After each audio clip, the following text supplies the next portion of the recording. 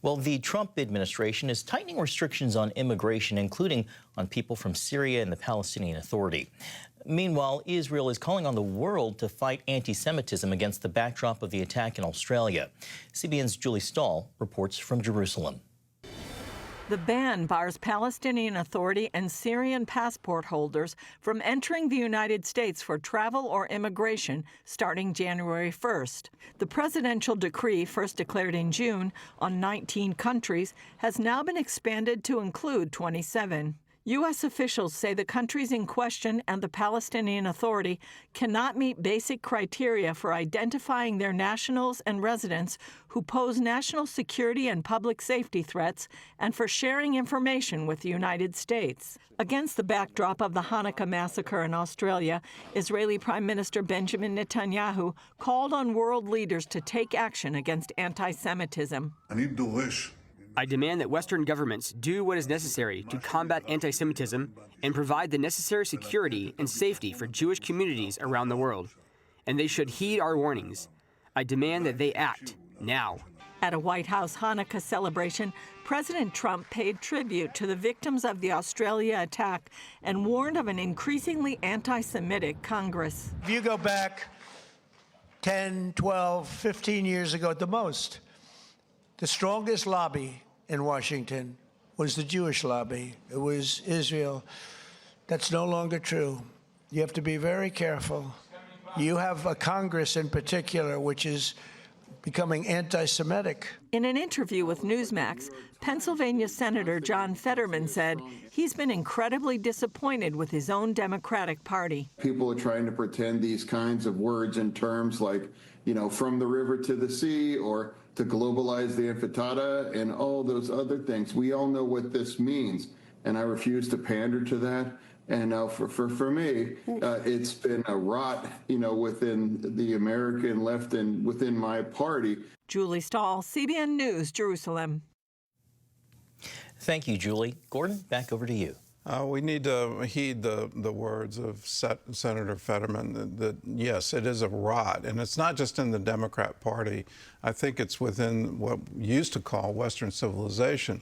And in times past, it was called Christendom. And most recently, and if you call 70 years ago recent, by Winston Churchill as he was defending Christendom against Nazi Germany. We have to know the history here, and so many people right here in the United States do not know the history of the Muslim invasion of Europe all the way back in the 600s. And a king named Charles Martel, he became known as Charles the Hammer because of his ability to fight back against Muslim cavalry. And they took over Spain, they took over southern France. The Battle of Tours in northern France, and that's where the tide turned. Charles Martel's grandson was Charlemagne, who was the first king to take the title Defender of the Faith. And the reason he took that title is he wanted to expel the Muslims from Europe. That is established history. And you look at it in the light of 2025, and you go, are we watching this happen again? Except this time it's not an invading army with arms, it's an invading army with immigration. And how has it completely changed Europe and Europe's status, both in terms of Sharia law, where there are open areas within Europe where Sharia law now is the law. In England, there are Sharia courts. Look at how many Muslim mayors there are of English cities, and you get an idea of where this is going. Well, we now have a Muslim mayor of New York City who refuses to condemn the phrase, globalize the intifada. What it means, and it ought to be clear to every Christian, it means wiping Israel off the map. It means killing every Jew in Israel and reestablishing Muslim authority over all of Israel. So Israel now disappears and becomes Palestine. We have to stand against that. That's another Holocaust. And we're seeing the rise of this violence, and whether it's a beach in Australia, or what's happening right here in America with the number of attacks on synagogues that are promoted by this hate. The murder of 2 embassy staffers right in Washington, D.C., within blocks of the FBI.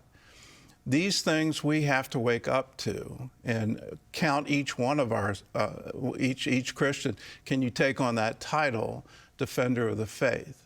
And in that title, do you recognize Christianity at its root is a Jewish religion? Jesus is a Jewish Messiah. The prophecies of the Old Testament are prophecies that we embrace. Abraham is our father of faith too.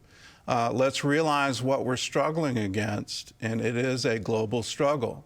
Our political leaders, for whatever reason after 9/11, wanted to downplay this and wanted to convince us that Islam really means peace. It doesn't mean peace, it means submission. And the whole goal is to have every person in a geographic area submit to Sharia law. That's what they preach. That's what they believe.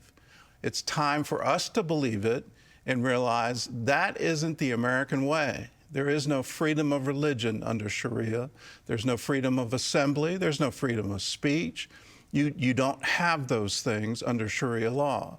So we need to stand for what we believe in if we want an America that has been handed to us by our forefathers.